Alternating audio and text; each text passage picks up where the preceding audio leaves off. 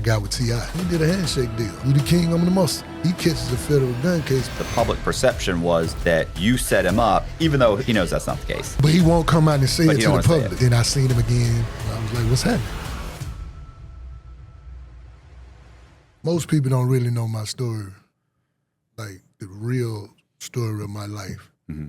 They just know a version that got repeated. I want to thank you for letting me come on your podcast, so it won't be edited, sugar-coated, or nothing like that. Right. Let's get it out there clearly. I'm from Techwood Projects out of Atlanta, Georgia, the first government projects in the United States. Okay. The first ones they ever built in the United States out of Atlanta. That's the projects I'm from. In the streets, they call me Techwood Sid. Mom and dad both around? Brothers, sisters? I grew up with my brother in the household with my mom. My dad was around, but he wasn't around. My dad was a pimp. Okay. And my mom, she used to be one of his girls. She was one of his girls, but from my understanding, he never had her to sell a body, but she was dancing. Growing up in the projects, I mean, are you getting into trouble? Are you like... First time I got arrested, I was 9 years old. I got arrested for stealing a box of Twinkies. I was stealing a box of Twinkies out of the store. But I used to go to the store, and we would go to the store because we were poor. Mm-hmm. So when we would go to the store, we would steal candy, donuts, and stuff like that. Mm-hmm.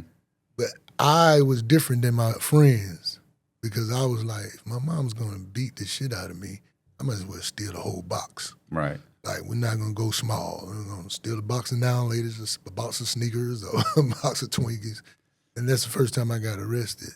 And I was in there for like 28 hours in a juvenile at 9 years old. I ain't gonna lie to nobody though, I was scared when I first entered that door because I had heard stories that people got raped. Right. When they were in the juvenile, and my mom used to always say that, you better fight, you better fight. If you ever get in trouble, you better fight. How long, I mean, is this a reoccurring thing? You get arrested multiple times, or you? Yeah, I got arrested at 9 years old, then I got arrested again at like 10. Me and my little brother, we got arrested. We went and saw this movie called Beat Street. You ever heard the movie Beat Street back in the days? Mm-mm. It was in New York. They was break dancing and spray paint graffiti. Anyway, we went and saw the movie Beat Street. We left there and went and broke into this elementary school. I was 10, my little brother was 9. And we stole the spray paint, and we spray painted the Marla train station. And the police came, but they asked us what was going on. By the time they was trying to get the question right, I took out running. They arrested my little brother. They arrested the other guy that was with us. His name was Dynamite. He's dead now. He got arrested too. And my mom was looking for my brother. She was like, where's your brother? Where's your brother? She kept saying all that, where's he at? Where's he at? Where's he at? I was like, I don't know. I'm lying to my mom. Like, I don't know. And then she finally got a call from the juvenile to come pick him up. And when she picked him up, she was like, so your brother didn't know that you was arrested? He was like, he was with me. He ran. So I got a beating for that too. Yes, sir. How long does this, I mean, what about high school? Do you get in trouble in high school or? Yeah, I got in trouble in high school too. I got arrested when I was 13 for possession and trafficking of snow. Trafficking? Yes. Is that what they got? I would thought it'd be like. No, it's possession and trafficking because it was how much I had. Okay. Yes, sir. And how are you selling at 13 years old? How does that happen? Okay, it came about because some guys came from out of town. They came in the project. We was in the project. I tried to sell snow at first for one of my uncles, and I got tricked out of it. I got tricked out of it by the lady next door to me. So the lady next door to me, she seen me sitting outside like 12:30 at night, and she was like, what are you doing out here? You got to go to school in the morning. You look like you're sleepy. And I was like, yeah, but I got to get rid of this. She's like, I'll sell it for you. And I'll give you the money tomorrow. And I was like, okay, you going to do that for me? She's like, yeah. She knew I was green. Yeah. You know, so the next day, I didn't know she was an addict, though. Right. She didn't have no money for me. So my uncle came to get his money. And he was like, where's my money? I was like, the lady next door, she's supposed to give it to me. He like, what? Did you give her everything? I was like, yeah. So he told my mom came. And it was Easter. So my mom came and she was like, she did what? And Long story short, my mom ended up going to jail too that day. She ended up she shot at the lady because she asked the lady, "Where's the money?" And the lady was like, "I ain't got no money." And she was like, "I'm gonna tell you one more time. Go in that house and get that money." And she was like, "Whatever you want to do." So she went in the house. My mom went in the house. My mom came back out. I was like, "Whoa!" By that time, my mom was already shooting. She was shooting through the door. When the police came, they locked my mom up. And she was still wearing her Easter outfit. Yes, sir. And then that's when those guys showed up in town. When they showed up in town, me and one of my best friends, we started doing stuff for them because they was paying. Yeah. They was paying. We were young, but they were paying, and it led down on a long, lonely road for real. It led down to a lot of trouble after that. From 13 on up, I was in and out. By the time I was 21, going on 22, that's when I went to federal prison. I went to state prison. I got to state prison. I was like 17. What happened with state prison? How that? Okay, I went to state prison because they boosted up to a robbery. It started as a theft by taking. Okay. The thing that happened was, and a lot of people, I never told the people this story. It was the chick that owed some money. The chick owed some money. We was trying to get at her. We was trying to find her for a minute. And we finally saw her. And when we saw her, by me, I was the fastest that could run. So we knew she was a gangster too, though. She kept a gun on her. So they was like, you got to get her to chase you in order for us to get her. So I snatched her chain off her neck. I ran by her, snatched the chain off, and I started running. She started coming behind me, but she stopped. Something made her stop. I don't know what made her stop. She stopped, and she was just looking. I was like, come get your chain. Come get your chain. She knows something's wrong. Yeah, she was like, She went back and got the police. And by the time I got down where I was, the police came, they locked me up, and they were like, what was you trying to do to her? I said, nothing. And she like, I think you was trying to kill me. I think you was trying to kill me. I think you was with them other guys who I owe some money to. And the police like, oh, what money to? And then it led to something to, when we went to court, they boosted my charge up to robbery. They boosted up the robbery, sent me to state prison. Went to state prison. I was in state prison for 3 years. I went to Alto, state prison. I went there. It was wild. It was totally wild. Like, I was How old were you? I was 17. You went to is this an adult state prison? Yes, sir. Adult state prison, 17. They sent us to the adult state prison, 17. I came home. When I came home 6 days before I turned 21. 6 days before I turned 21. Then I went to the feds. I went to the feds at 22. Okay, but that's, I mean, they're in between. In between that, I was back in the street and I was robbing. I sold snow and did all that, but I was basically a robber. I used to rob robbers. Right. That was my thing. I robbed the robbers. I didn't rob guys that was hustling and stuff like that. I robbed the robbers. Like, if somebody robbed you, I'm the guy you sent to robbing them back to get your stuff back. Why you laughing? So I was going to say, if someone robs me and I know who robbed me, do you guys pretty typically know who robbed them? Yes, 9 times out of 10. Or they think, maybe they think. No, 9 times out of 10, the word will come back. You have enough money and enough pull, the word come back. Who did what? And when it came back, somebody tell me, they'll bring it to me. And when they bring it to me, I'm like, okay, how long it been since you got robbed? And they tell me, it been 3 days. I said, okay, how much did they take?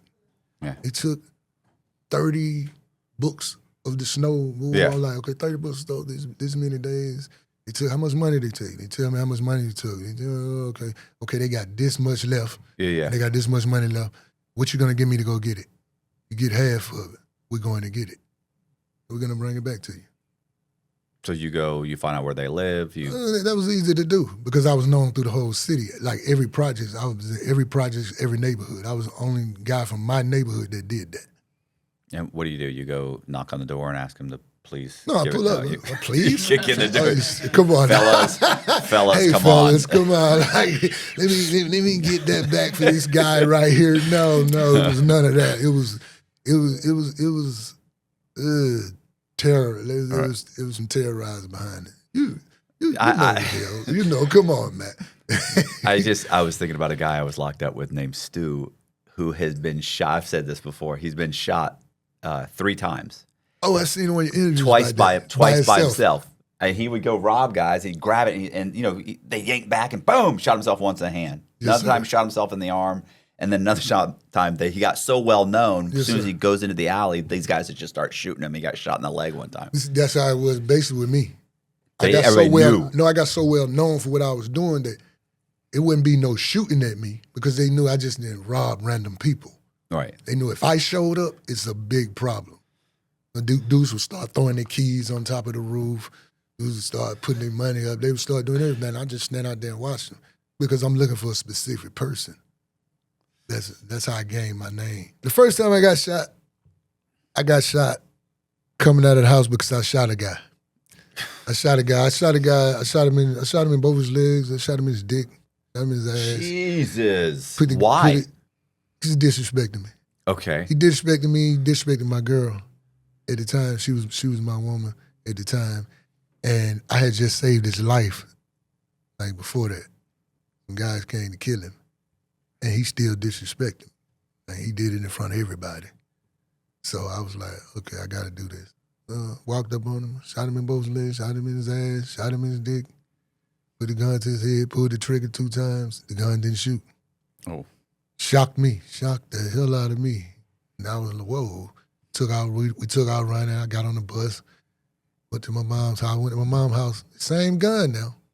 I pulled the trigger, pow, and it shot, pow, 2 times. I was like, it wasn't meant for him to die that day. Mm-hmm. It wasn't meant for me to jack my life off forever. Right. For doing that, because I did it in front of everybody. So his people came back and shot me. My mom told me though, she said, somebody followed me home. And I was like, somebody followed you home? She's like, yeah, somebody followed me to this house. I'm telling you, they followed me from all the way over there to this house, but they turned off as soon as I got to the house in the driveway. And I was like, I don't care, let them come on with it. She like, stop being so cocky. That was my mom always said, stop being so cocky now, because you know you can get it. I'm like, well, let them do what they do. The very next day, I'm coming out the house and I'm brushing my hair, and I hear some tires. 2 cars. I look up. I see motherfuckers leaning out the window. I said, kiss my ass. They got me. They start shooting. Bam, bam, bam, bam, bam, bam, bam, bam, bam, bam. I'm twisting, trying to twist it from the not get hit. So I failed to fake like I was hit. Mm-hmm. They shot a few more times. Da da da da da da. They said, pussy. And they drove off. I laid there. They turned at the bottom of the street. I can hear the tires. I get up. I'm like, oh shit. The hell? I look down at my shoes. I see blood on my shoes. I said, oh fuck, they really shot me. So I get back up to the house. I go up the stairs, get to the house, get the door open. My brother opened up the door. When by the time he opened the door, he had his gun in his hands. He was on his way out at the time, man. I'm like, they gone. They gone, bro. And he was like, what the fuck? He said, I was trying to get the gun loaded. And I said, get it loaded. And they shoot like a motherfucker. The gun ain't loaded already. So I get on the phone. I call my girl. My brother. Where were you shot? Right here in the thigh, up by my groin. Okay. So I call my girl. I'm bleeding. I haven't seen how much I'm hit yet. I just know it's blood here on my shoes. And my brother come in, he came back in, he like, you on the phone calling that motherfucking girl? You need to call the fucking ambulance. And why is you bleeding all over mama couch? Mama gonna kill you, you bleeding on her couch. So the girl on the phone, she like, yeah, well, I just thought about that. Why the fuck did you call me? Why didn't you call the ambulance? I thought you called the ambulance. I said, no, I ain't calling the ambulance. I was calling you first. And then the cops got there. When he took my pants out, the cops took my pants out, the blood just started skeeting up. I was wondering, it must have hit an artery. Yeah, so the white cop, he panicked. The black cop telling him, put pressure on him, because I started like going like down.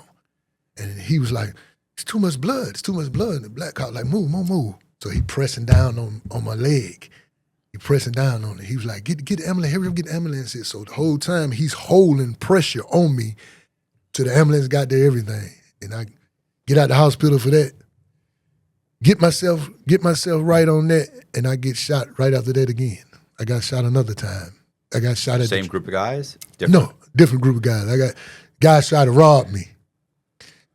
I go to the train station to pick the same girl up, and my partner at the time, you remember they used to have phone booths. Mm-hmm. My partner had to use the phone. He looked at his beeper. He had to use the phone. He goes to the phone booth. That's holding me up. So now me and this girl don't got to arguing. We out in the parking lot arguing. Outside of the car, these young dudes come up. Somebody give it up. I'm like, give it up. Like, yeah, and I'm looking at one of them. I said, I know you. He like, you don't know me? You don't know me? I said, nigga, I know you, nigga. And he was like, you don't know me. I said, yes, I do know you. I said, you're not finna rob me. I said, you got to be crazy. I'm the robber. And I looked at her. I said, man, spit on him. She said, huh? I said, yeah, spit on him so he can get out of my face. And she was like, fool. She spit on him. Have you ever actually read what's in your toothpaste? Fluoride, SLS, glycerin, foaming agents, a chemical cocktail you're putting in your mouth twice a day. Big Toothpaste has been selling you the same toxic formula for decades. The Van Man Company is changing that with their miracle tooth powder, and people are ditching traditional toothpaste by the thousands. Van Man's toothpaste powder uses real grass-fed cattle bone hydroxyapatite, the same mineral structure as your actual teeth, to remineralize and strengthen your enamel naturally. Most hydroxyapatite on the market is synthetic. Van Man uses the real thing from grass-fed cattle, loaded with virtually all the minerals needed to rebuild tooth structure. Zero fluoride, zero SLS, zero foaming agents. It's completely edible because everything you put in your mouth should be. Users report whiter teeth, less plaque, and you wake up without that gross film in your mouth because there are no foaming agents destroying your natural saliva production. Make the switch to real oral care. Go to vanman.shop/inside and use code INSIDE for 15% off your first order. That's vanman.shop/inside and use code INSIDE for 15% off your first order. Van Man, real ingredients, no exceptions. She really spit on him. She spit on him. When she spit on him, he was like, man, they spit on me. When he cocked it, I pushed her. I was like, oh, shit, he finna shoot her. I pushed her. When I pushed her, he shot me. Boom. I spent around. I threw my hands up. I was like, yo, you got it. Go on and get the jewelry. He like, oh, nah. You finna die. You dying tonight. I was like, I'm dying. I said, oh, you tripping. By that time, my partner who was on the phone, he had done heard it. Mm-hmm. He had finally caught, and then he said, yo. He said, all of us looked that away. Even the guy who shot me looked that away. And when he looked that away, I fell on the ground and rolled under the car. I rolled up under the car and I said, shoot him, kill him. I said, do not let them get away from here. My partner went, pum, pum, pum, pum, pum, pum, pum, pum, pum, pum, pum, pum, pum, pum, pum, pum. He just wasn't letting loose. So they get away, they shoot back, they get away. The same ambulance driver who came and got me the first time is the one who got me on this shooting. And he said it. He said, who the hell is trying to kill you, man? Like he said, you just got shot like 3 weeks ago. Where'd you get shot this time? Down by my knee. This time I got hit by the knee because I was pushing her. Right. When I was pushing her, he hit me. Half of the bullet still in my leg. So and the next time I got shot, the guy was shooting at another guy, and the guy he was shooting at was in front of he was working for me. And he's trying to get me to stop them from shooting him. So I'm like, get behind me. Mm-hmm. And when he get behind me, he started pulling me though. And he turned me and the dude just started shooting. And he shot me in the back of my leg. And I'm like, oh, stop shooting. I turned around like, yo, stop shooting. What are you doing, bro? He was like, oh, I'm sorry, man. I'm sorry. I'm like, okay, you straight. I'm like, you straight, man. I said, just stop shooting. Let me talk to him. What he owe you? I said, I pay his debt. He's like, man, I'm sorry, man. Please just don't kill me. And I'm like, kill you for what? You didn't shoot him. You didn't realize you'd been shot? I didn't realize I was shot. And then my other partner was like, yo, sit on the car. And I'm like, sit on the car for what? I said, get that gun out of his hand. He was like, no, sit down, bro. You shot. I'm like, shot? Looked at him. I said, you know you're gonna die, right? He was like, don't kill me, man. I said, you just shot me, bro. He was like, man, please, man, I'll do whatever. And I was like, okay, cool. And then I told my man, I said, pull my pants up in the back and tell me how it looked.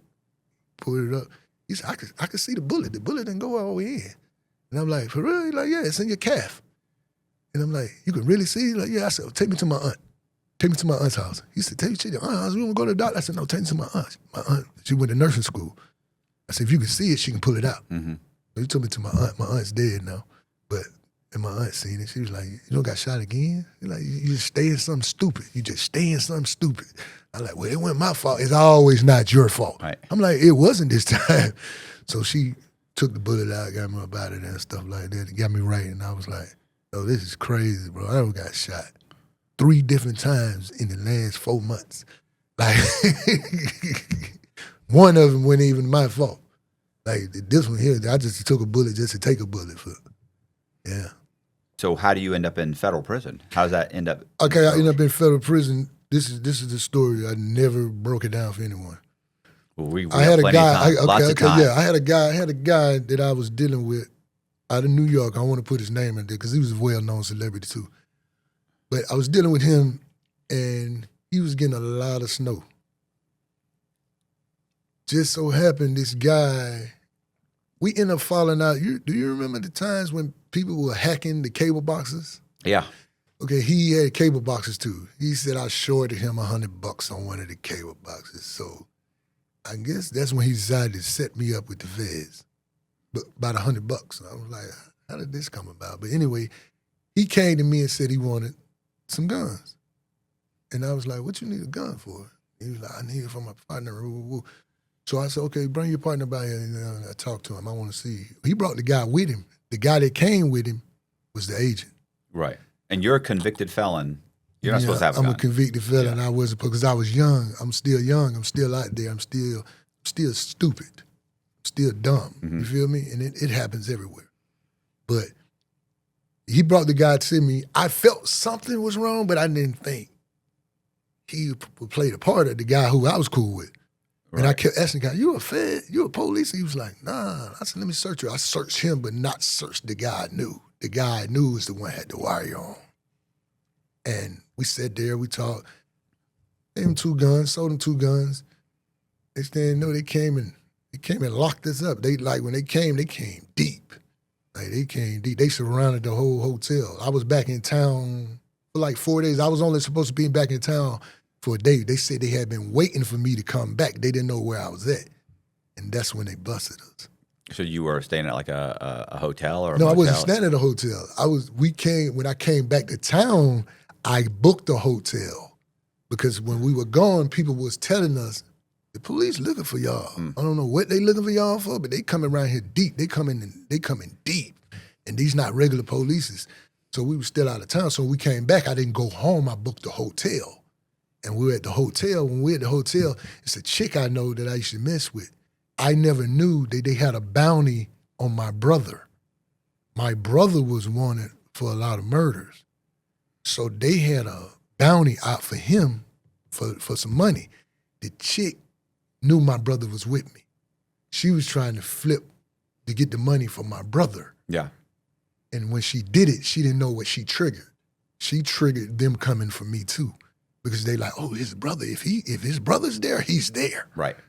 And they locked us up. It's funny. We've had a few bounty hunters. People don't realize, like, the bounty hunters will put feelers out and explain to people in the neighborhood or in the community that, listen, we're looking for this guy. If you know where he is, we'll give you. Could be $200, could be $1,000. Depends on how much money they got out. Right. It was 10. It was 10 grand. Oh, okay. So he must have been out a lot. Yeah. Yeah, for my little brother, it was 10 grand for him. And it's typically somebody in the neighborhood that will call and say, "Listen, this he's next door, or I know he's at my girlfriend's house." And yes, yeah. But she wasn't from our neighborhood though. She was from the east side of Atlanta. She knew something. But she knew me. Right. And she knew that's my brother. You feel me? But she didn't know they were looking for me. She knew my brother was being looked for because his face was on the news. Right. And when she knew he was there, she told them people. Yeah. And when they came, they knew. The man said, we know if your brother's here, you were here. So they grabbed you. So you they locked us up. They locked me. They locked me up. They locked my brother up. They locked one of my little partners, TJ, up. But at the time, TJ was only 15. So he tried to fight him.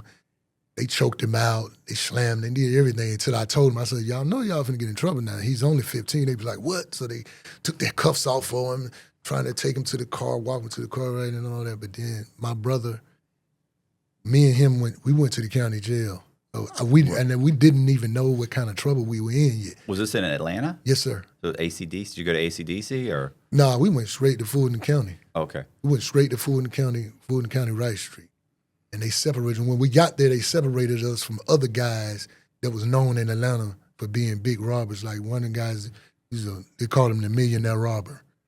And they said, you cannot put these 4 guys together. Why? Because all of us was part of a crew. Oh, okay. So they couldn't put us together in the jail. So they had one downstairs, one in this floor, one on the 6th floor, one on the 7th floor. They sent me to the 7th floor. And that's when the feds came and got me. That's when I knew it was serious. I was like, the feds? What were you charged with? Just sell of weapons and 922G. Yeah. Convicted felon with firearm. Yeah, in possession of a firearm. Yes, sir. Or 2. So what, so maybe that's, you've got a history. What is that? That's like is that like the 3 years? Is that, no, the sale is what? No, 5 or 10? the sale, what they came with was, you've been in the Fed, so you know, what they came with was, plead guilty to this, did you drop this? Right. Well, I plead guilty to the 922G. Oh, to that. That's the sale. Yeah, the sale was gone. I pled guilty to the 922G, convicted felon with a firearm. Yeah, because you never put no money in my hand. You put the money on the table. Right. So what is that? Like if I'm caught with a firearm, I was facing up to 10 years. Oh, so you got like armed? You're a career criminal. You're a career criminal. No, I wasn't a career criminal, but I had convictions. Yeah. You know, they get a point system on your PSI. Yeah, so it's going to jack it up. Yes, sir. Because like if I get caught with a firearm, it's 3 years, right? Because I only have a couple of charges, or I have a bunch, but it's 2 sets. And they were really upset with me though, because they say I kept playing with them. Right. They say I kept lying to them about my brother. You're selling guns. They don't like that. You've been caught with a 22 in your glove box. That's different than he's selling guns. You don't know where those guns are going to go. Like they think that's serious. Yes, sir. Yes, sir. Yes, sir. They took it serious. Right. I'm telling you, they took it serious. So you played it 10 years? No, when I pled guilty, they said I was playing games. They said I didn't fully admit my wrongdoing, quote unquote. Yeah. Like, you weren't taking responsibility? Wasn't taking the responsibility. And I'm like, what do you mean? They said, because you sitting here saying you wouldn't have pled guilty if we wouldn't have had you on the wire. You wouldn't have pled guilty. I'm like, who would plead guilty if you had him on the wire? I was like, that don't mean I'm not taking responsibility, right? Though. But so they sentenced me to 92 months. Okay. I got sentenced to 92 months, and I got sentenced to 92 months. My brother, he was telling me, don't plead guilty, because he was on the case with me. He was like, don't do it. And I was like, no, they got me. He didn't plead guilty. He beat the feds. Oh, did he? He took it to trial. Like his case is in the books. He took it to trial. He beat it because they only had me. The guy who set us up, who wore the wire, he ended up getting shot. And blind. He was blind and everything. He ended up getting shot while we was in jail. Coincidence? You just got lucky? No, it wasn't no coincidence. He got caught up in something else. Oh, okay. He got caught up in something else, and it wasn't on us. He got caught up in something else, and when it came at us, they like, man, he not gonna be able to testify against your brother. And I'm like, what? Oh my God, I don't plead guilty. What if I? Like, I didn't know. I don't plead guilty by then. So my brother, he skated. When I was in Atlanta City Detention Center, yes, sir, there was a guy who. There was a bunch of guys. Listen, fucking in Atlanta, these guys are going to fucking trial. Like, I didn't know anybody that's going to trial. Like, it was insane how many guys were going to trial that I was in there with. This one guy was, goes to court every morning, right? They wake up, 4 or 5 o'clock in the morning. They're taking him out, and they're coming back at 6 and 7 o'clock at night there. And this guy, he went like it was like a couple of day trial, maybe 2-3 days. But I remember his cellie was like, man, it's bad, bro. Like he's I don't know if he's gonna beat this. And it was just he was a felon in possession of a firearm. But he and I don't know the particulars of the case. Whatever it was, he felt he could beat it. And his cellie's like, bro, none of these guys are beating it. They're all coming back devastated. Yeah. And he said, I'll know. He said, I'll know if he wins today because he said he's going to come visit me. I mean, he had left that morning. Yes, sir. And we were all like, what a fucking cocky, you ain't coming back nowhere. That's not happening at all. He beat the fucking case. And then at like 4 o'clock or something, he got called to visitation, walked up, and he's sitting on the other cell in his other side of the glass in his street clothes. He's like, I Serious? told you. And listen, when that dude came back out, he was screaming, top tiers, like, fucking, you're not going to believe this. And we were all like, He beat it. He beat the charge. And how easy of a case is that? You're an armed career, but I think it was like in the glove box or under the seat, somehow or another. But either way, He didn't have constructed. he didn't have possession, of but it. You got to have it's in your constructive car. possession. It's still in your car. Was the car in his name? That's what I'm saying. I don't know the That's what I'm particulars, saying. but You don't know somehow the or another particular he case. felt. But you see so many guys that you hear their whole case and you're like, oh damn, bro, you're walking. Yeah, they don't have anything. Fucking guy comes back just devastated, guilty, Holding his head down. 4 months later, 20 years, and you're like, Oh my God. right. But this guy, I always loved that. I always loved that he came back the same day and visited his cellie because most guys don't. They're just gone. My brother beat it. It shocked me. Yeah, that's It shocked me. 'Cause I was in the holding tank. Like he came downstairs. I thought there was something wrong because he was holding his head down. And when he walked by the cell to go in his cell, he was like, "I'll see you later." And I was like, "What'd they do?" He was like, "I beat it." I was like, "What?" I said, "Oh my God, you beat it?" what did I do? And then he was like, "I told you not to plead guilty." Yeah. And I was like, "Oh man," but I was already locked in. So where'd you go to? Where'd they send you? Started out in USP Atlanta. Okay. I was in the USP Atlanta. I was in B House, B3. Stayed in B3. I was in B3 for 3 years. Then got caught up in a stabbing. He put us in the hole. Then I got transferred to Beaumont. USP, Bloody Beaumont. A little bit bloody. Bloody Beaumont. Yeah, I went to Bloody Beaumont. I was 139 person on that yard. Anything happen at Beaumont? Just No, some things happened in Beaumont too, but I got groomed before I left Atlanta. There's a few guys that was trying to groom me because I was still young and I still had a wild mentality.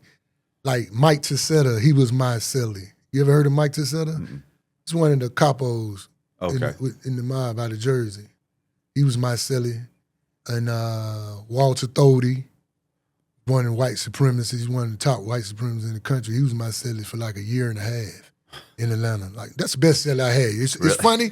Hey, that's crazy, ain't it? The white especially supremacists. a Muslim and a white supremacist in the cell together. Yeah. I slept on the top bunk, he slept on the bottom bunk. But he was the best cellie that I've ever had. And I'm telling you now, he was the guy, I learned a lot from him. Like he knew the Bible, he knew everything. And his thing was like, he just felt like he wanted his people to have a section of the world and black people should have a section. Then I said, I used to ask him, I said, what about everybody else, the Mexicans and all them? He like, I don't care what you do with them. He said, I'm just telling you this what it is with me. Boom. And so when I went to Beaumont, I was in Beaumont for almost a year, then got caught up there. Things keep happening to you. No, there's something that happened that it go from playing cards. That's something. It's a lesson learned. Every time something happens, there's a lesson learned behind that. And I got caught up in something right there because I'm at the table. Two guys got into it, got to gambling, and one guy burnt the other guy up. Burn him up? You mean like He boiled the floor stripper, the wax. Threw it on him. And threw it on him while he was asleep. Oh. So they ran everything back. Me, dumb, I'm sitting at the table. And I'm gambling with him. And I go to the hole for that. Come out the hole for that. And I go back in the hole. I get caught with 2 shanks. Then I get transferred to Long Park. Pete was at Long Park. Long Park USP, right? Huh? Long Park USP. Yeah, I think he was at the... Is there a medium? No. Long So Park is USP. it just a pin? Is it a pin That's and a all camp? I knew. That's all I knew. But the Long Park USP, if they put a camp out there now, that's something new to me. Well, okay, because he wouldn't have gone to a camp anyway. He's got something new a to me. double murder charge, conspiracy charge on him. So it probably was but he went from there to the low. Long Park has a low? I know No, they had no, Terminal no, Island. no, I know no. they had Terminal Island out there. No, I'm just saying he was transferred from Lone Park to the low at Coleman. Oh, at Coleman? At Coleman. So usually don't jump from a Oh, 10 how he to pulled that? That was what I was going to say. How he pulled that off? From the penitentiary? His To yeah, a that's low? what I'm saying. I think I got it wrong. Yes, I think sir. I'm sure he'll tell. That's not what happened. Okay. You're not doing that. What are you talking about? So Yes, sir. I probably got it wrong. But so what? I mean, how long is this? What happened? What's going on? How long is So this when going? I get the Long Park, you say how long is this going on? So when I get the Long Park, they put me in the hole. It really blew my mind. It messed me up. Like I was like, how did y'all transfer me here to put me directly in the hole? And when I was in the hole, they put me in that hole for 11 months, man. Well, I was why? in that. They never no. told me. They never Okay. told me. They wouldn't let me get no mail. They wouldn't let me get no phone calls. I couldn't get visits. They stopped everything. Like when I was out there, I couldn't get my commissary. They froze my commissary account. So that's when I met the real Free Ray Rick Ross. Free Ray, the real. Oh one. yeah. I met We interviewed him. Oh, you did? Yeah. He knows me. That's when I met him. So he would buy commissary. He'd give me commissary. Reese. I met Prince. Prince on the big case with the Supreme team. Okay. Supreme's nephew. Prince was out there with me. So they would look out for me. They would buy commissary and make sure that I had commissary and stuff while I was in there. That's when I started writing. I started writing screenplays. I started writing music and stuff, getting into myself and just working out more. Because I was like, for some reason, they don't want me in the population. Like, why would y'all just lock me up in this hole? I don't know nobody here. You feel me? Right. Well, I mean, in your jacket so far, there's a stabbing, Violence. yeah, Yeah. multiple, yeah. So, Yes, sir. Yes, sir. so you stay there for 11 months, and then what? I stayed for Did you 11 months. Then they transferred me. I go to Arizona. Well, you're all over the place. I went to Arizona. When I went to Arizona, I get into it in Arizona because some things happened What was the with the name Spanish guys. What's the name of the prison there? Tucson. Okay. Went to Tucson. I went to Tucson. Some things happened with the Spanish guys and the blacks. And it wasn't really against all the blacks. It was certain ones. But one of the Spanish guys, one of the gang leaders, he came to me while we were in Unicorn working. Right. And he brought me a list. And he like, these are the guys we're going to hit. Your name is not on the list. I was like, are you crazy? Can't let you do that. He was like, what do you mean? I said, bro, you was in the USP with me. So you know, if I let you do this, they're going to kill me when I get back to the East Coast, right? You know that, right? He was like, nah. I was like, you tripping. And we just set it off, shut the prison down for 2 weeks. I ended up knocking him out, shut the prison down for 2 weeks. Then I wrote the congressman guy, what is his name? The guy who died. He's tried to run for president. He's from Arizona. He was the congressman of Arizona. Oh yeah. His McCain. daughter- McCain. I wrote McCain. He was the I wrote him a letter. I wrote him a long letter. Mm-hmm. But okay, I don't want to leave specifics out. Because it was weird. When I did my time, it was kind of weird, the things that would happen with me. When we got into it with the Spanish guys, believe it or not, the Aryan brothers helped me. The Aryan brothers helped me. I couldn't believe it. The guy named Spike, he helped me. He was like, no, I had to help you because I've never seen no black guy do what you did. He like, y'all outnumbered. There's only 20 blacks in this whole prison. We was at a prison with only 20 blacks. It had to have at least 1,000 Spanish guys. It was only like 15 white guys and like 20 Indians. Everything else was Spanish. Mm-hmm. And he helped me and then stayed in the hole for a while. Then McCain got me transferred to Pennsylvania. That's when I left there and went to Pennsylvania. What president's? I come through Lewisburg and then I ended up in Allenwood, USP. And I was released from Allenwood, USP. But 26 days before I was going home, before my first release date was us, I almost caught a free word charge because I was in that gambling again and get into it with a guy. And he tried to cut me with a razor. If you look at my face good, you can see a little bit of it because I moved back. I saw it. And I moved back and I ended up beating him up and breaking his face. He had to have surgery and stuff. I ended up breaking his face, some stuff. I ended up catching 60 more days behind that. It's funny whenever people are like, do you have any real problems? I'm like, I didn't have any more problems than you would have had in just a shitty high school. Yes, sir. But I was like, I don't gamble. I don't run up debts. I don't gossip. I'm not going to argue about the TV. TV or the phone. Or the phone. Like all the things that people get into trouble with, get into trouble. It's always the same. It's like the TV, the gambling, my problem came from gambling. Right. I told you what happened in Beaumont. We sitting there gambling. Happened at Allenwood. Mm-hmm. We shooting dice, gambling. That's what that was that problem came from. Yeah, I seen a guy get stabbed in Atlanta City detention center. Same thing, it was just gambling, and it just you just get jacked up and excited, and tempers flare, and people talk shit, and next thing you know, that's how it goes. It's going down with a pin, and you're like, what the? That's how it going down. I seen a guy get stabbed in the cafeteria in front of the warden in Atlanta USP, like about a $2 debt, and he didn't have but a week to go home. Mm-hmm. He got killed. He had a week to go home about a $2 debt from gambling and shooting dice. Shit, you can have everything I got. I'm going home. I don't care. Yeah, I'm going to the hole. Yeah. I know how to go to the hole and lay down. Yeah. For this last little week. Yes, so you released.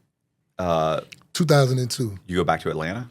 No, I went to Pennsylvania. I went to Philadelphia. Okay. Because I had connections up there. That's where I was before we came. Remember I told you I came back to Atlanta. Yeah. For those 4 days. I was in Philadelphia. Okay. We were up there hustling. So what do you do when you get out?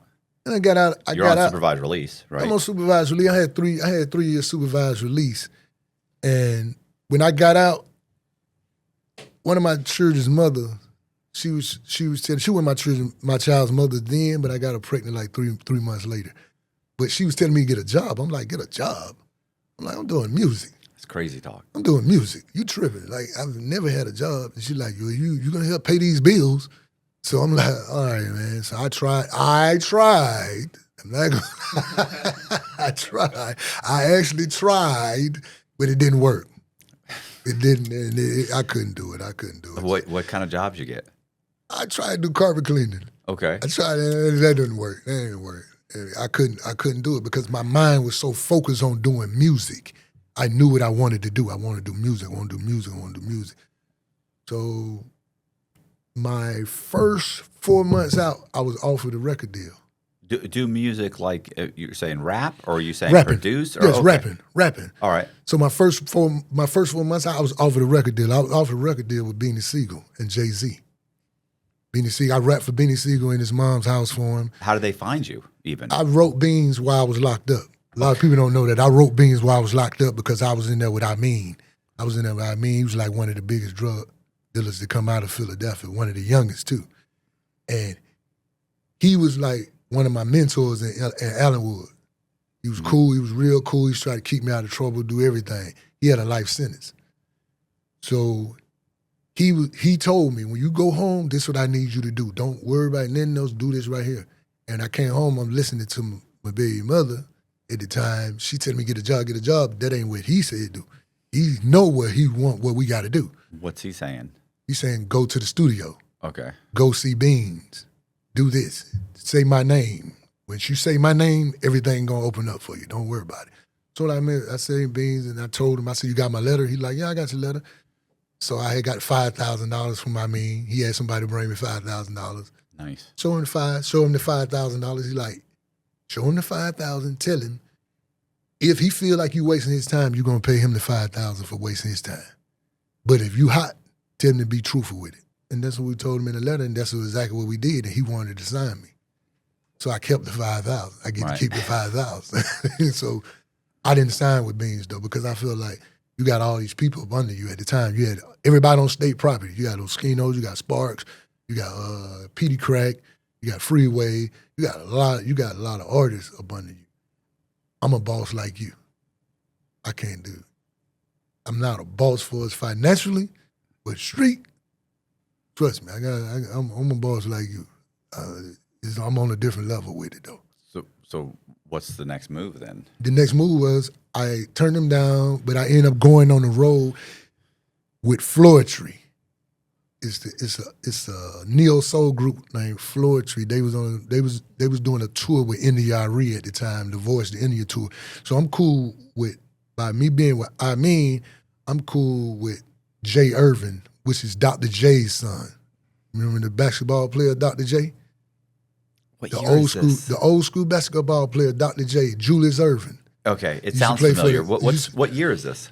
This year that we're together, this is in 2002. Okay. When I'm with them, but I'm saying Dr. J, he had retired by then, but I'm saying his son is Jay Irvin. All right. Jay Irvin was helping managing Eve.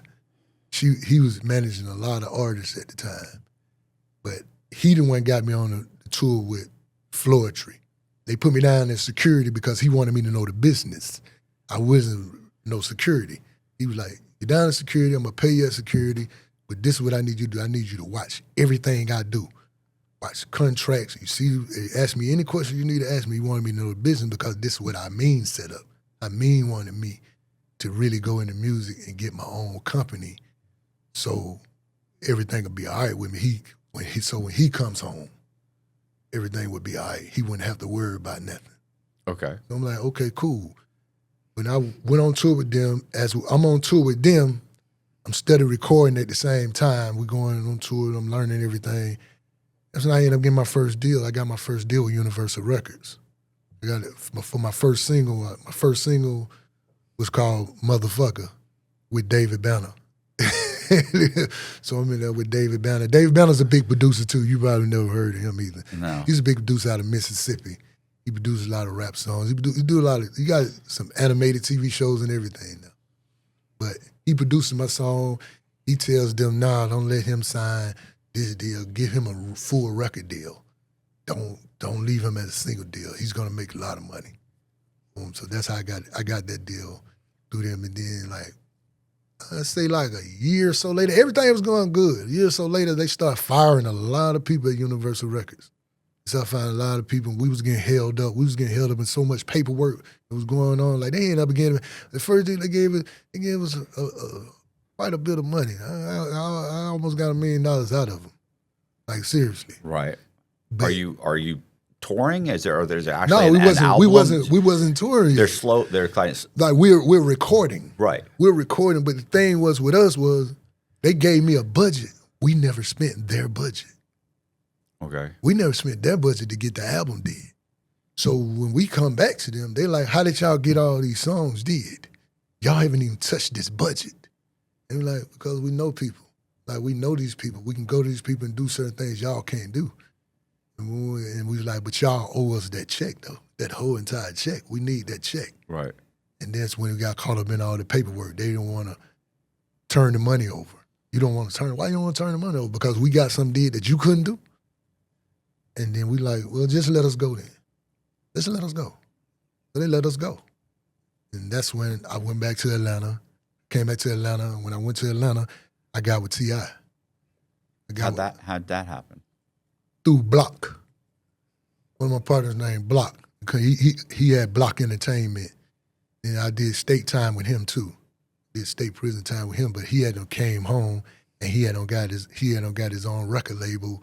He put out the group Boys in the Hood, Young Jeezy, and all those guys. Okay, yeah, no, I've heard those. Okay, he put those guys out, and he's at me with like, what you want to do? You want to do? And I was like, no, I want to rap. That's what I want to do. He like, rap? You tripping? You muscle. You want to do no rapping? We can take everything from these guys. Like, I'm like, no, we're not taking everything from these guys. I'm not trying to go back to prison with you. I'm not doing it. He's like, I'm telling you now, we can get some real money. We can take it, we can do it legally. And I'm like, how you do that legally in music? He said, just record the music, don't get nobody to sign off on it and put it out. And I'm like, I don't know. Well, then they can sue you, but are they going to sue you? Put it out as a mixtape. Back then, mixtapes was selling like real, Right. like real albums was selling. Yeah. So that's when he hooked me up with T.I., Tip. Because I did a song with Tip, we had him pay Tip cash to do the song. So the song I did with him at the time, it was him, it was me, Tip, Trina. You heard of Trina? Yeah. Is T.I. already He was already doing his thing. He was already popping then. Okay. He was already popping then. He had that's when he came out with that new album with the You Don't Know Me and 24s. He came out with all that right there. And at the time I had recorded with him. And when I recorded with him, we sat down, we had a meeting, and we did a handshake deal. You the king, I'm the muscle. You the king, you the king. You the king of the South, right? Yeah, but I'm the muscle. You got a problem? I can get it handled, but I'm still an artist. Okay. Yes, sir. Yeah, I probably would have said I'm the muscle. I'm the muscle. I know. I was the muscle. Like everybody knew that. Right. Like, anybody that knew it, this go from the police, it goes for the police, anybody. Everybody knew that. Like, they knew my reputation. Right, but like, aren't you trying to get away from that? Or you're it was trying to get away from it, but it was at the same time we're dealing with music. We're dealing with an industry that's like the streets. Yeah.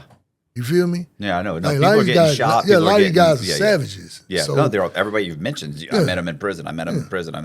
So my name became the Grand Hustle Muscle.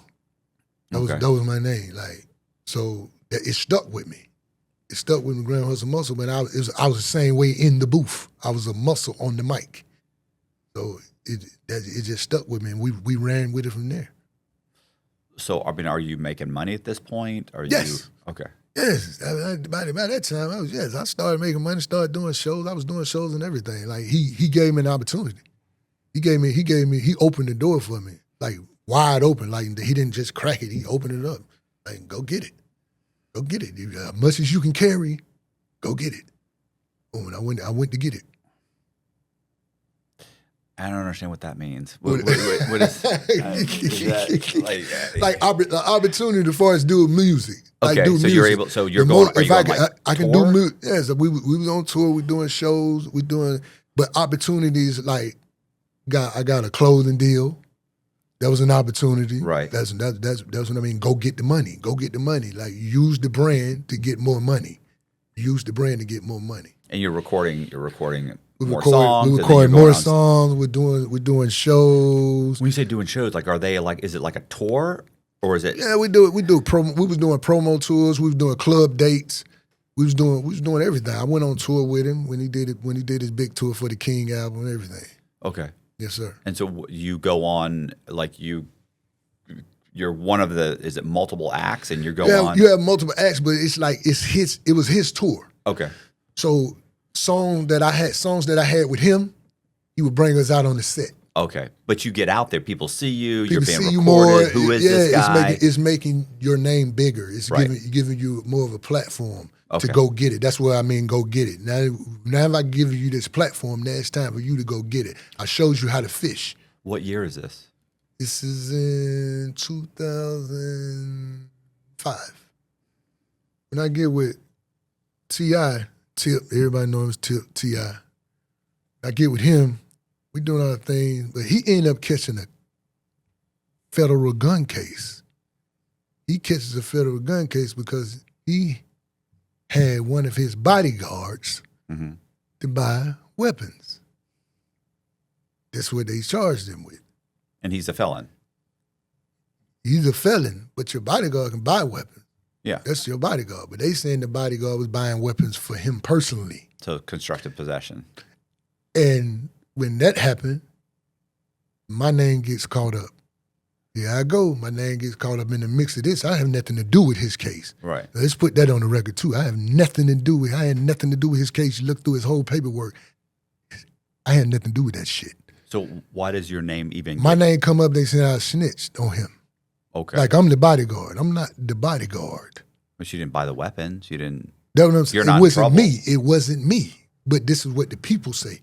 Because of the fact, the old stuff I had with the feds, the old case I had, and then while I was in the feds, I ended up having to go to court, and I lied on the dude. Oh, okay. So I can explain that to Yeah, you. explain that, yeah. Right. Something I did caught up with me in the past. Something I did caught up with me. And the guy I did it for, I'm finna explain it to you. Okay. Because you look at details. Yeah, you're like, something. You're What's like, give me the meat. something? You're like, give me the meat. Give me the meat. So The guy I did something for, he kingpin status. Other guys kingpin status. He having a conversation with them. A guy who helped me is cool with one of the kingpins. This guy's finna turn on me about something we did. I'm sitting in the feds already, so he's finna give something else up. He's about you to get you indicted on another charge. 30, 40 more years on the plea out. Okay, we don't want to talk about what that is. Okay, no. So he's going to get you. He's ready to get you indicted. Yes, sir. So I got called to a meeting in the feds. So you've been in Atlanta USP holdover. So I got called over there. They were still in holdover. I was on the yard during my time. And I was like, why? What they want? And the guy who came and got me, he was like, I'm just telling you, man, something big going down. And I think you need to pay attention what they say to you when you get over there. I said, well, they gonna kill me? He was like, no, I don't think they're gonna kill you. He said, it's something bad. You'll find out when you get over there. He said, I'm gonna walk you over there when they call the 10-minute move. So he walked me over there doing the 10-minute move. I went in the room with the guys. I was in the room with the guys. Like, I knew of these guys, but I only know one person in here personally. But I know of all y'all. And he was like, this was going down. And I was like, huh? They're like, yeah, we got a dude he finna get indicted. They're like that. And I'm like, he finna get indicted? Or he indicted? They're like, he's indicted, but he finna get indicted again. And needs you to lie on him. I said, who? He said his name. I was like, I don't know that dude. I'm allowing this dude. They're like, we're gonna give you everything you need to know. And see, the people in the streets, to everybody else, they thought it was the feds did it. No. It was the dudes who run in the streets. The dudes who run in the streets, the shot callers, did this. This goes on everywhere. This is what people don't get. You feel me? And I was like, how is that gonna work? And they was like, it's gonna work if you just listen to how we tell you to do it. I'm like, okay. All right, I felt better if you'd have told me to stab him. You feel me? But you know this is gonna come back and bite me in my ass later on, right? Don't worry about that. Don't worry about that. We got you. I said, so what about other dude who you saying gonna tell on me? He ain't gonna say nothing as long as you do this. So I lied on the dude. I went to the court, lied on the dude. Okay. Yes, sir. That's Why you looking like that? That's as specific as we're gonna of an explanation as we're gonna get. No, I'm being as specific as maybe I lied on dude because they gave me a story to make up on him. Okay. The other guys, these guys he was messing with though. Right. It was like, tell him you got this from him, tell him you got that from him, tell him you got this from him. And I'm like, they were like, yo, anything we giving you is gonna add up. You just do it. Right. You just do exactly what we tell you. So I'm like, okay, cool. Like, I can't argue with these dudes because I don't know how this is gonna end. You feel me? I'm still young. Right. I don't know how this is gonna end. If I turn them down and knowing this information that they don't gave me in this room, and I turn you down, who's to say that y'all can send nobody to stab me and kill me on the yard? Right. Because I know something that y'all finna pull. So what? Some attorneys come to talk to you? No. You just one day you're on the list and you go to court? He told they're gonna give your name to the people. Okay. And they gave my name to the people for real. And one day you're on the bus. Next day I'm on the bus. And they like, we're gonna talk to you. And they got me down to the courthouse and they was like, so you know this guy? And I'm like, yeah. And they're like, so what kind of business you did with him? And I told them everything they told me to tell them. The guys told me to tell them. And they was like, okay, bet. Boom, then the next thing you know, the dude was going to court. And they called me in for court to lie on him. So you go in, you say this story. And say the story. Okay. Yeah. And when I say the story, I come back and I let them know. I was like, I said everything, dude. This takes place over the course of like 6 months, right? Like this doesn't happen in like 2 weeks. This is no. This take place over like 5 months. Okay, over like a 4-5 month span. Because the way you're saying it, people are thinking this is like a week later. No, it wasn't no week later. When he ended up going to court, I had to go down to court. Then I lied on the guy. When I come back, I report to the guys in the jail and tell them I did what you wanted me to do. They're like, okay, what did you say? I told them what I said, and they're like, cool, boom, boom, we'll find out what's going on. And I'm steady trying to figure out how y'all gonna know everything going on at that courthouse, though. Come to find out, the guy on trial with him is setting him up too. Okay. They paying for his lawyer. They making him go to court, go to trial. They paying for his lawyer and everything. The whole time they're setting him up for the fall. The guy on trial with him was really one of the bosses. Was trying to get it to where his name wasn't brought up in everything. And that's when I started figuring stuff. I'm like, yo, this is a dirty game. This is a real dirty game in this feds. So this guy ends up getting found guilty. Yes, sir. But these are the only guys that know that you testified, right? So you're not. No, once you leave to go out to court from the penitentiary, everybody like, why is you going back to court? Yeah. Well, I think the penitentiary is different than Coleman. Coleman, you say, oh, I'm going back on my 2255. And everybody kind of just believes you because everybody at Coleman, like 80% of the guys cooperate. They're like, oh yeah, that makes sense. In the USP, they knew it. Yeah, see, and that's why people in the street were like, well, if you snitch, you supposed to be a snitch. They should have killed you on the yard. Like, you got people who would say that in the comments and stuff, but I'm like, that's not what you don't know no better because you just talking. You never been there. The guys in there knew that these guys had me to lie on this guy. Right. Because it was going on through the whole system. You've been there. You're protected, but even if there are other guys on the yard that are upset about it, they're not going to fucking do anything about it because you're because it's big. It's bigger than what they are looking at it. You feel me? Right. Like you got smaller guys that might say, "Oh, but they don't know what these guys working out." These are the shot callers. Like these are the guys who call the shots. If they want you dead, you can come up dead. Yeah. So they just tell these guys like keep just shut you your mind mouth, your business. Mind your right. business. Shut your mouth. Okay, so and then you finish out your sentence. You leave. Now you're with T.I. Yes, sir. And then when he caught his case, but you don't have a great reputation because of that. Yes. Once he caught his case, people think, oh, it's people him. thinking I did it because then they put it out there. Yeah, they put it out there in the paperwork. But I'm like, somebody put that out in the paperwork. It had to be somebody did that to get the heat off of him, though. Right. They had because people were saying he told. They were saying T.I. told. Right. So I'm like, somebody trying to get the heat off him by putting me out there, making me the sacrificial lamb. But I ain't never told on him. I ain't told on him. I don't lie on the dude. I ain't snitching on no dude. Right. You crazy? How many dudes I done did stuff with? Is you crazy? Maybe you lost your mind. And then he cut me off. He did a public cutoff. So T.I. has this guy buy a bunch of guns. He gets arrested. Is it like a sting? He got himself caught up in the sting doing stupidity. Okay. That was stupidity. You know what I'm saying? That's straight stupidity. I ain't never said it to nobody. I just said to him, I would want to talk to him and say it to him face to face. You feel what I'm saying? Because I still got love for him, but at the same time, I don't like how he handled it because you got yourself caught up in stupidity. But he got himself caught up. But then when it hit the media or whatever the industry, the public perception was that you set him up, even though he's got the paperwork. He knows that's not the case. But he won't come out and say it to the public. Yeah, and that's a bad thing. You feel me? No, much as me and him done been through, like much as we done been through. Like could have lost my life for you, not just freedom. Could have lost my life for this man. Like I'm willing to lay down my life and my freedom for you, bro. Like we went through a lot together. So my thing is, why would you publicly cut me off like that? Yeah. How did like when you say he publicly cut you off? Like, is there a certain? He cut me off by.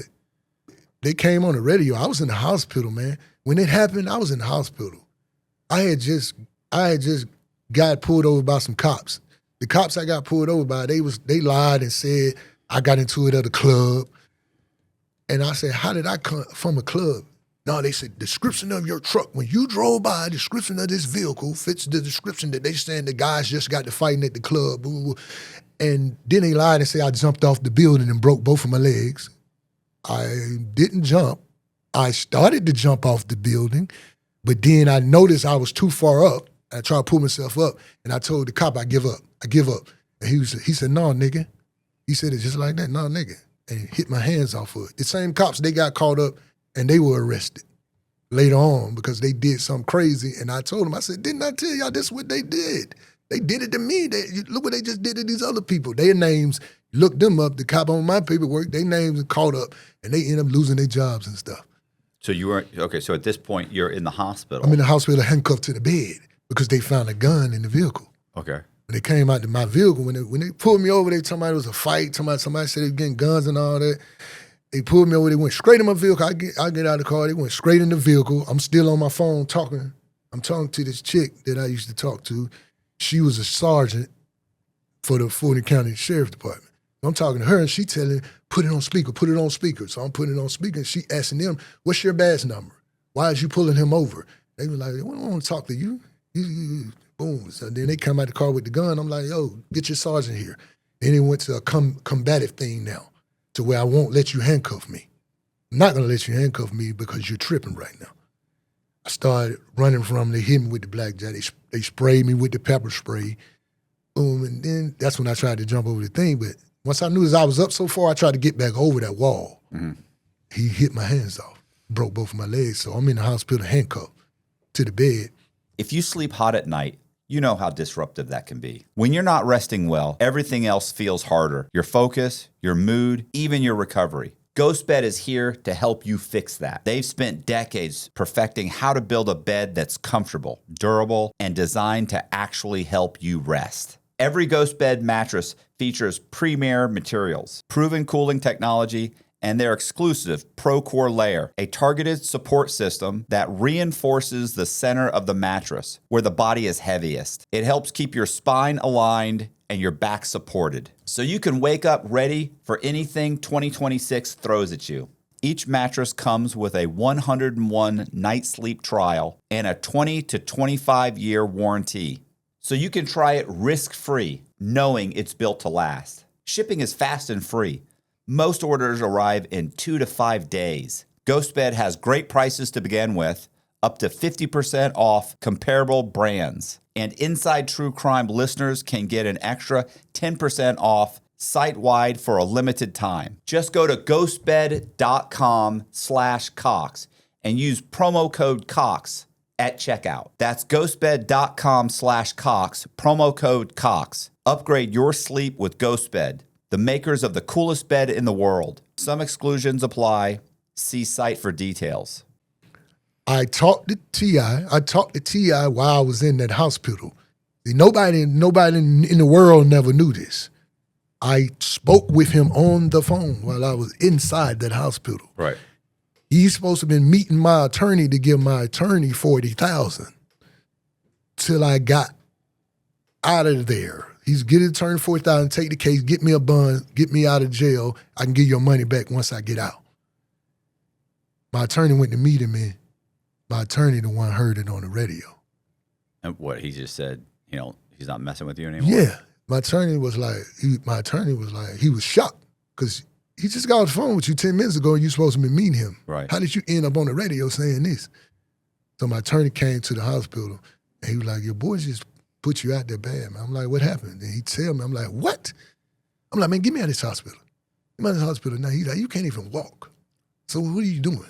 You just got to have to wait it out. He's like, who else did I need to call? So I told him to call a couple guys. They got the money up, give him the money, got me a bun, got me out. Then I went to look for T.I. I went to the office looking for him. I came to the office on a stretcher. I was on a stretcher looking for him. And I talked to the chick, Hannah, and she was like, he's in California. I'm like, so you telling me he did this to me, went to the radio and did all this to me, then he went to California? Like, he left me for dead. That's what you're telling me, he left me for dead. She like, I don't even know what to tell you, baby. Like, that's all I can tell you. That's what he did to you. And I was like, cool. I never expected what I had to go through, what I went through, like, from being on top one day and then the next day, all the doors that I'm usually walking through are suddenly closed. All the phone calls slow up. Like, it just happened all of a sudden. Like, it's like boom, but it wasn't a loud boom. It was like a quiet boom. And I was shocked. I was like, it took me through a mental thing. I went through a Great Depression behind that, like, for real. So play out the T.I. thing. What Yes, sir. happens in his case? Because he gets caught like these are like machine guns, and He gets all a year and a kind- day. Well, I know, but he's looking at like 30 years or something They ridiculous. say he right? was looking at 20 years or so. 20. Okay. Yeah, so they say he was looking at 20 years or so, better like that. But before all this happened, when he got his year and a day, before all this happened to me, before he did this to me, Okay. he had already got his year and a day. And the day he got his year and a day, the attorney that I had, the same attorney, called me to his office. He's like, I need you to come to my office. You need to come now. So I come to the office and I'm like, what's up? He's sitting there with one of his investigators. He say, you know, your boy just got a year and a day, right? I'm like, for real? How you know that? I said, because I don't even know it yet. He says, it's all over the radio, everything. And I'm like, oh, that's what's up. He said, no, that ain't what's up. I'm like, what do you mean? That's not what's up. I said, he didn't get nothing but a year and a day. That's what's up. He said, I was a prosecutor before I was an attorney. You don't get a year and a day No, it's not possible. like that for something like that. And I was like, nah, not my man. I said, There's a nah. mandatory minimum. Yeah, but I told the lawyer, not my man. Right. He wouldn't do it. He's like, you sure? I was like, that's my man. Trust me. He wouldn't do that. He said, I need you to watch yourself. I'm like, why I gotta watch myself? He said, because I really think something about to happen. I really need you to watch yourself. And I'm like, nah, that's my man. That's my dog. I leave there. When I leave there, I went and found Tip. I went to T.I. and told him. I said, you know, my lawyer just told me. He's like, what's up? I said, he told me you got a year and a day. You didn't call me. He's like, yeah, we was trying to celebrate. We was doing all over. So I said, why isn't my attorney scared that you finna do something to me? He like, what? And I was like, yeah, that's what he told me. He told me to watch myself. I said, did you say anything to them people? He like, man, come on, man. I said, man, I'm just asking. I know you didn't. But I got to ask. How do you know he didn't? You cannot get a got- year and a day. There's no other. There is no other avenue other than a 5K1 or a Rule 35. But they got some guys down there that they can seal it up too. But I'm banking on, this is my dog. Like, and I can't say to the day that he said nothing. I still can't say it because nothing came out, but I can say it was strange for a year and a day. I can actually say that. I thought he ended up. Doesn't he end up testifying in a trial? At the murder trial, Yeah. that was one of his conditions of being out, the things he had to do. That's how he got a year and a day. Like, what, I don't. Listen, man. Hey, I don't know. I can't. I mean, I don't think it's up for debate. Everybody knows that's what He happened. said it's not up for debate. Yeah. He said it's not okay. Okay, you said it's not up for debate. But I'm telling you, I myself personally, Right. I'm around there campaigning for the man. I'm telling them, no, he ain't told nothing. I'm telling everybody he ain't told nothing. So when it Yeah, happened, I'm not downing him. I'm Yeah, saying but he I'm did the right thing. I don't want to go to jail for 20 years. Fuck you. I got you, but I'm saying, I get it like this. If it was somebody else, I'd be like, yeah, they snitched. Right. They told. But even today, after he did me like he did me, I'm still trying to hold on and give him the benefit of the doubt. You feel me? Mm-hmm. I'm really trying to do that. And my people get on me. Like, they get on me about this. Like, you tripping. Like, are you serious right now? I'm like, you gotta get it. This is like Joey Merlino going on Patrick Bet David and looking at Patrick Bet David saying, there is no mafia. Get the fuck out of here, bro. I said it is no mafia. Talking about. That's what my people say. Yeah. They be like, yo, you tripping. I'm like, I can't say that though, man. You know, I ain't gonna put no jacket on you unless I see the real paperwork. She said a really good lawyer. You know, like I know. That's the feds, man. That's the feds. The feds don't care about your money or your lawyer.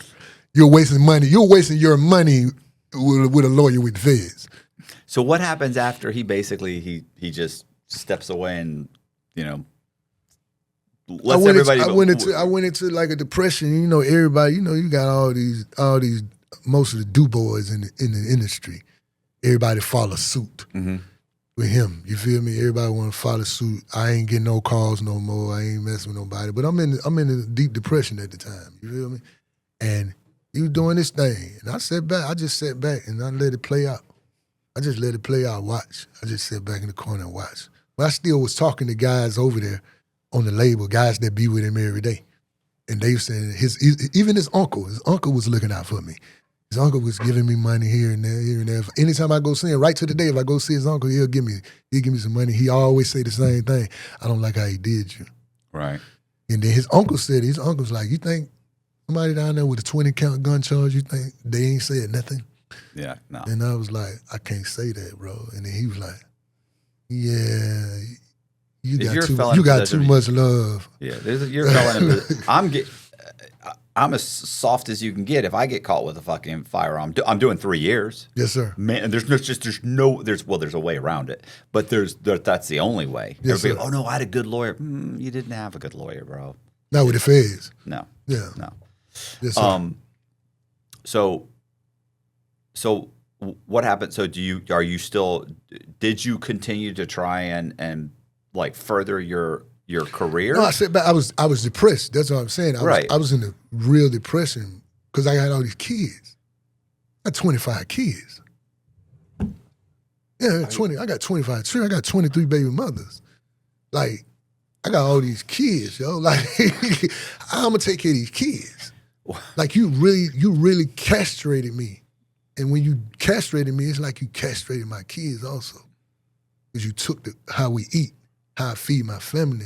And then you saying, like, you really, like, you try to have me killed. Like, that's putting a hit on me. That's basically a hit. If you're looking at it like, when I'm looking on the street point, you did something like that, it's just like you put a hit on me. So what happens? What happens at this point? Because this was like 2008, 2000. Yeah, this is almost 20, not 20 years ago, but whatever, Yeah. 17 years ago. I just sat back and watched. I kept sitting back watching, going through my depression, sitting back watching. I kept writing, going in the studio, doing such stuff, but then I get the feel for it, then I lose the feel for it. Get the feel for it, then lose the feel for it. Because there was so many unanswered questions I never got answered from him. I was trying to get to him so I could look him in his eyes like we're on the yard. Yeah. Like, I want to look in your eyes like we're on the yard like, yo, what's up, man? What made you pull that move on me? You feel me? Yeah. He don't want to see you. You don't want to. I seen him a couple months ago. Oh, did you? Yeah, I seen him one time before that, too. I seen him one time before that. He caught that violation. After he got out the feds, he caught a violation. Okay. I He didn't know got that. caught him in California. When they pulled him over, him and his wife got pulled over in California. For what? They pulled him over. They saying he was drinking, and they said he had pills on him and all this stuff Okay. and all that. So he caught a violation. And when he caught a violation, it was a guy. I don't know if the guy was really trying to jump off the building, the radio station building downtown Atlanta, but I know I've been in that radio station a few times, and people that worked there, they didn't even know that door existed in that building to get to the roof. But for some reason, I felt that Tip was going to be down there to try to talk this man off of that roof. I felt it. I was sitting there, we were sitting in the house, we was gambling. And I heard on the radio, I was like, what? I said, turn that up. They said, the dude trying to jump off the roof. I was like, yo, I need to go down there. They're like, for what? I was like, I promise you, I bet Tip be down there. So I seen him, he had his bodyguards and stuff with him. I'm just standing there looking at him. He noticed me while he was talking to some of the fans. And he looked, and I was like, and then the bodyguard was like, man, come on, man, don't start it. I said, well, I ain't gonna start that. That ain't my thing. I don't get on like that. I said, I'm gonna talk to him though. And he like, man, just give him time. I said, bro, I need to talk to him before he leave here, bro. I said, you gonna stop me? He was like, no, I don't want no trouble. I said, okay then, well, let me talk to him. So then he came over. He was like, I still love you, man. I said, I love you too. I said, but we need to talk. He told me to get with a couple people that we know. Never happened. Never happened. I got with them and it never happened. Never went down. He went back for his violation. Then I seen him again it was last year? It was last year. It was on Juneteenth. I went down there. I got out the car. I got out the car with my shoes off to let people know I'm not here to start no trouble. And I'm sitting out there talking to a couple of producers, talking to a couple of disc jockeys on the radio and stuff, and then one of them pointed out, he like, shorty right there. He like, Tip right there. He looking at you. I think he want to talk to you. And I looked around, he was on top of the thing, and he was like, what's up? And I was like, what's happening? And he like, come here. And I walked over to him, I'm like, what's up? You all right? You need something? I was like, yeah, give me $20. He like, $20? I said, yeah, show me you still messing with me. Give me $20. He went in his pocket. He said, I ain't got no cash on me. I got my card on me. And then I was like, yeah, no cash? He like, nah. He said, hold on, I'm going to get it for you, though. He told another dude. He said, yo, give him what he want. Ooh. And then he was like, how much? I said, $20. The other dude was like, oh, what kind of games you playing? I said, I just want to see if y'all still messing with me. And my other partner was like, yo, it seemed like you trying to shake them down or something, talking about $20. They thinking like that. I'm like, no, I ain't thinking nothing like that. I said, I just want to see if he's really going to give me this $20 and if he's going to talk. He like, why you just didn't talk to him then? I said, it's too many eyes on us. It's too many eyes right here on us for me and him to talk. I'll walk off with him somewhere and talk, but he's not going to do that right now. And that's the last time I spoke with him. What are you thinking? What are you thinking, man? I just think it's a strange situation. Well, the $20, I don't get the $20, but I also don't understand why he wouldn't just reach out to you and just meet you somewhere. Like it doesn't seem like it's not like he's intimidating. You're not going to do anything. You've never tried to do anything. No, I never tried to do anything. Right. So why not just meet with you and have a conversation? And that's what all we've been trying to do. We've been trying to get that deal for a minute. Like, that's all. I just want to have a conversation with him. Like, we need to have a one-on-one conversation. You know what I'm saying? You ain't even really, for real, you really ain't got to have no one-on-one conversation with me anymore. But I need you to go tell these people ain't had nothing to do with your case, because these fans out here think that. And that's messing me up. You feel what I'm saying? That you keep letting it go on and on and on and on and on and on and on. And it's really, it don't got to the point. Yeah, it's devastated your life. Yes, sir. But for him, he's continued to move on with his life. Yes, sir. And if he didn't want to, if for some reason or another he just decided, hey, I just don't like fucking with this guy. I just don't like this guy. I don't like him around him. He makes me uncomfortable. I don't want him around. Well, that's fine. Then you don't have to. You could at least put that to bed. Yes, sir. You know. You could at least say, hey, this is a stigma that's following him, that I've allowed to follow him. I should at least let people know. Just Yeah. He didn't have nothing to do with my case. Yeah. I don't mess with him no more, but he didn't have nothing to do with my case. Right. And then let it be. You don't want to do that. It is what it is. You know what's funny? Yes, sir. Because this is a very odd situation for men. Yes, sir. I have a friend that it's really odd, because like for guys, it seems like very few guys have a friend that you really like for some reason, right? Yes, like sir. most friends, for me, have been interchangeable. And I have very few guys that, like, if they're not around, I'm like, fuck, what's going on with him? How's he doing? It's just, I like the person. I want to make sure they're okay. I want them to be okay. I just like this person for some reason. Yes, sir. And it's funny too, because typically, like the people that I like to hang out with are typically like douchebags, like they're fucking arrogant. You know what I'm saying? Like they're arrogant, narcissistic. Or there's something just off about them. But Yes, it's like, but I like this You like guy. it. I like him. And I had a guy that was a part of my case, definitely a part of my case, without a doubt. Like if there was a on the mobster thing where it's like this is the guy and the line goes down and there's like two guys under. He's one of the two guys. One of the capos. Right.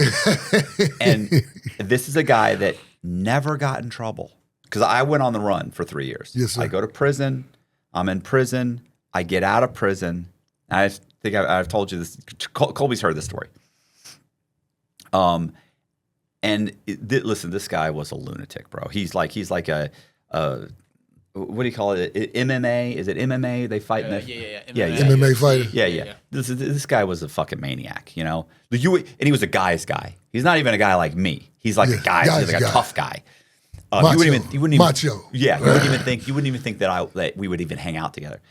But he was involved in my case. And so one day, and I reached out to him. I was in the halfway house. I reached out to him. Like, I'd always like missed him. Like, thought, wow, what's going on? I miss hanging out with this guy's name is Rudy. Yes, sir. I miss hanging out with him. And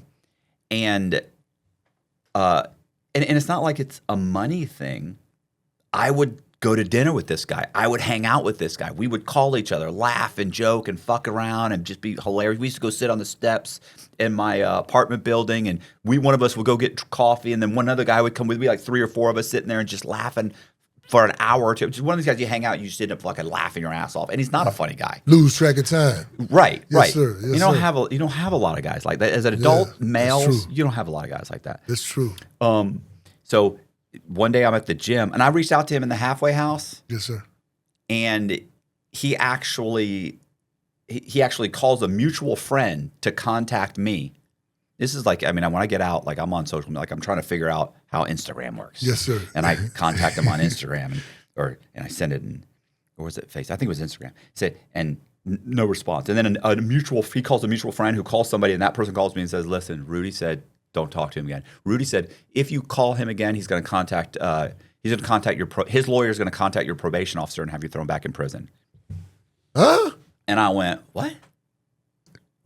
What? Like My man? not now? Granted, my listen, friend? granted, this guy did not. He didn't reach out to me when I was in prison. And I understand that if you've done dirt, you're not going to be contacting me in prison, right? Yes, sir. Yes, sir. You were involved in the case. You don't want you're just happy that you didn't go to prison, which you should have, but you didn't. So he didn't reach out to me. But I thought, okay, well, a statute of limitations is done on everything. It was like 5 years. It's been 16 years at this point. Like, why are you not? So, and I know the guy's bipolar. Yes, So sir. I understand bipolars they'll create a situation, something in their head that's not real. Yes, sir. And so I'm like, what? So that doesn't, so I kind of blow it off. I do try and contact him a couple more times through the same mutual friend. He calls him, whatever. He's like, yeah, he just don't want to talk to you. He says that you ruined his life. I disagree. I went to You prison. didn't go to prison. You didn't go to prison. So how did I You ruin don't have your a life? felony. You don't have anything as a result of this. You're still a real estate agent. Like, what the fuck? Your life is good. One day I'm in the gym with my wife. We go like fucking 5 o'clock in the morning. It's like 6 o'clock, 5:30 in the morning, 6 o'clock. And I look up and he's walking towards me.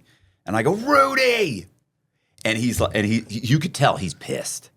And my wife said, when I turned, I thought this guy might slug you. And I know in his mind, he's thinking, I'm going to fucking punch this dude. But I also know you're not going to punch me. Yes, sir. And I look right at him. He's a big guy, bro. He'd fucking kill me. He beat me like a small child. Yes, sir. So I'm like, he walks up and he mouths off to me because I had said something on a show about him because I'd said that I'd sent him an email or sent him a message. He never got the message. So he's like, oh, is that what happened? You never said that. I went, no, I did. I sent it to you, but you blocked me, so you didn't get it. And he was like, and I go, what are you doing, bro? I said, bro, I just want to talk to you. I just want to see what happened. I want to see what happened when I left because you stayed during the investigation. Yes, I'm on sir. the run. I'm having fun. Yes, sir. I'm stealing money. I'm committing fraud. I'm going on vacations. I mean, I'm having a blast for 3 years on the run. And I know shit was bad. I know that the FBI's all over these guys, but nobody goes to prison. Yes. And so he starts complaining about how, they investigated me and they interrogated me and it cost me money and it this and it that and he's acting like he's not like he didn't do anything wrong. Like I did something and got him involved, but the truth is you were 100% involved. Involved in everything. And you made a ton of money. But here's the thing. So we end up talking about it. He calms down. He leaves. He's like, I said, look, bro, I just want to go to dinner with you, hang out, and see, have a conversation about just everything because we're in the middle of the fucking workout. We're leaving. Yes, sir. Like, we're wrapping it up. And so he's like, okay, cool. Yeah. We switch numbers and I leave. And then my same mutual buddy calls me and says, yeah, he thought about it. He just doesn't want to talk to you. He says it looks bad. Like if there was photographs of you guys together, it would look bad on him on social media, and it's just fucking bullshit, whatever. But I keep saying, and this is a couple years ago. Yes, sir. The last time this happened. And my wife doesn't understand. Every once in a while, I will say to her, fuck, I wonder what this dude's doing. And she's like, why do you care? And I'm like, because he lives close to me.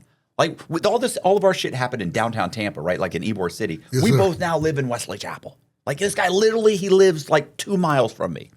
And I'm like, I feel like I want to go by his house. I just want to have dinner with him. She's like, why? Like, you don't give a fuck about anybody or what they think or anything. But we were friends. Like, I genuinely thought this guy was my friend. That's what, and I'm just wondering. I say that whole story, which was long-winded. I know, Colby. I'm sorry. What I'm wondering is, it's not like I need this guy to be successful. Even out of prison, I'm 10 times as successful as this guy is.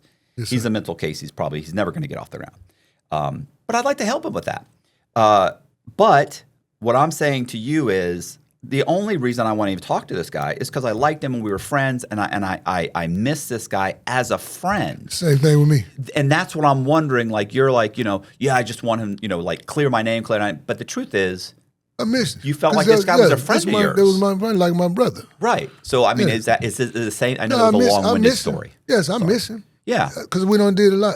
We done did a lot together. We done got together to do it. We went through a lot. You feel me? Yeah, I miss you. There's lots of guys I'll go to dinner with, but it's not like I'm thinking I'd like to call this guy up and go shoot the shit or go have lunch or go have dinner and see him in person, not just a text, but actually go and have dinner and say what's up with it, because you end up laughing your asses off and it's fucking hilarious. But you think it's the not knowing? I Like I can imagine. You kept repeating, like, you repeated a few times. You said you just want to catch up with him and find out what was going on. No, I do. Yes, but sir. really, that's bullshit. I just want to hang out with the guy. I don't give a fuck. I know what happened. The investigation, what happened. Everybody told on me. Everybody talked. I don't give a fuck. They did the right thing. Yes. I'm committing fraud. I'm not following the law. I get it. And you have to save yourself. So I don't care about that. It's like, what are you doing? He's a real estate agent. How's that going? What's going on? Who's this girl you're dating? You're living with this fucking chick. What's going on? What kind of plans do you have? Are you going on vacation? Where are you going? We should all go on vacation together. We should all go to play putt-putt golf or go bowling or whatever fucking people do. And so it's just I'd like to hang out with the guy because I don't click and hang out with a lot of people, and I'm obnoxious and I talk too much, and so I don't exactly click with people. Don't exactly click with me. Yes, sir. So I'm wondering, it's the same. I'm assuming that's what part of this is. It's one for you. It's not knowing. I'm assuming similar to this situation, like yours is why, and the second thing is this is a guy that you thought you guys were friends, right? Yeah. Like I'm assuming that's part of it, a big part of it. The small part, as you stated, the small part is the not knowing. You feel me? That's small. The thing is, like, you was my partner. Yeah. You know what you did to me. You know how you know what you did. Like, and since you did that, I've been like messed up mentally. But I'm coming out of it. Over time, things work themselves out over time. That's how I see it. He gonna be all right. He going through his own thing right now. He dealing with some stuff right now with his own family and stuff, and with music.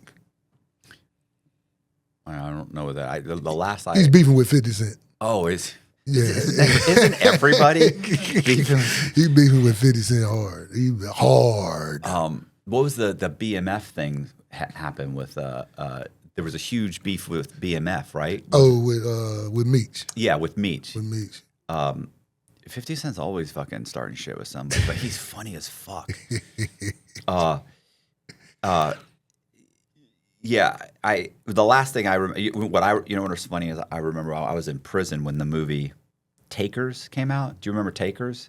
That's T.I. Yeah, no, that's what I'm saying. He was in it. Yes. Yeah. Honestly, I don't know if it's in my top 10 movies, but for kind of a crime movie, it made crime look a little too polished. Like everything was polished. It was very like nothing's that well orchestrated, but it was a great fucking movie. It was in that like what's the one with Heat? Ben Affleck, Heat, and the other one. Oh, The Town. The Town. Those are definitely in the top 10. That's one of my top movies. The Town. But Takers was pretty good. It was a really good movie. Yes, sir. And I think he did that as soon as he got out of prison. That was kind of like the last time I really heard about him. But I don't really. Actually, I mean, I'll hear every once in a while something. I'll hear something on something. T.I. is going to be here or something like that. But yes, sir. I don't really follow that stuff, so I don't really know. Not into the rap like that. Yeah, but I do still kind of hear about it. But that's the last thing The boogity music. Ain't that what they call it? The boogity Is music. it? That's what his name, Uncle Otis called it. All that boogity music. Well, It's okay. It's Yeah. okay, man. It's like we're on the yard, man. You can talk. You can be. no, you can be I'm open, trying man. to think. Is that insulting? What is that? Nah, it's not insulting. Okay. Look, thinking the You know, boogity. yeah. This just reminds me. Sometimes guys will be sitting here and they'll name like a rapper or like a famous basketball Yeah, I player, just- and man, you know Just say this the guy. boogity Yeah, music. you know who I'm talking about. I'm like, And Matt's just like, Yeah. no, Yeah. No, I don't listen to boogity No, boogity. I don't listen to it. Did they play it on WQIK Country? No, not boogity boogity. No. They don't Okay. play. I don't know. I got a question, and Yes, sir. we don't have to talk about it if you don't want to. You can talk about but whatever I you know want to people talk are about. interested. Well, just or talk would about be it. interested. Yes, sir. You have 25 kids. Yeah, I got 25 kids, about Like- 23 women. 25 kids with 23 women. I got a baby mother from Persia. I got a baby mother who's Russian. I can go on down and I got you think of a race, I'm in it. Yeah. Are these all in Atlanta? Nah, they're not in Atlanta. Okay. They not all in Atlanta, Georgia. They all over. I got a baby mother from Persia. I got a German baby mother, a Russian baby mother. You name it, I got it. What's the age spread from the oldest to the youngest? My youngest is 3 years old. She's 3. My youngest is 3. How old is the oldest? My oldest, he's 37.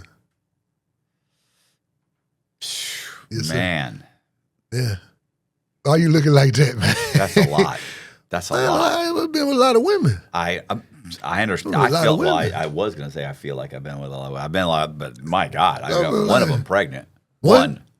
What you shoot? What you was no, playing? No, bro. I know. I'm using the rhythm method. The rhythm. What's the Yeah. rhythm method? Explain that to me, man. You got to explain you that. The know, rhythm method. What's that? You know, it's you not inside of them. Oh, not inside. no. Oh, you pull out. Yeah. Oh, okay. You're a shooter. Yeah. I'm a splasher. So, I mean, Yes, what sir. is your thought process as you're going through that? Once you get to 4 to 5, are you thinking like, He said, hey, what's your it is thought what it process? is? Yeah. Like, no. The thing with me was I come from a big family, though. I come from a big family. My grandfather had 13 children with my grandmother, and he had 17 children on the outside. And each one of his brothers had 20 children. Now, I got one of the biggest families in the state of Georgia. Sheesh. Not just in Atlanta, the state of Georgia. Like, seriously.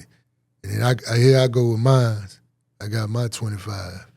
And once I hit 5, when I went to the feds with 3. Okay. Well, 4. Went to the feds 4 because the 4th one I didn't know yet till I got the DNA test while I was in the feds. When I come home, I just started every woman I touched seemed like she was coming up pregnant. Mm. Yeah, I'm not gonna tell nobody that it's easy. It's hard. And it's a mental challenge too. Why you look like that, I man?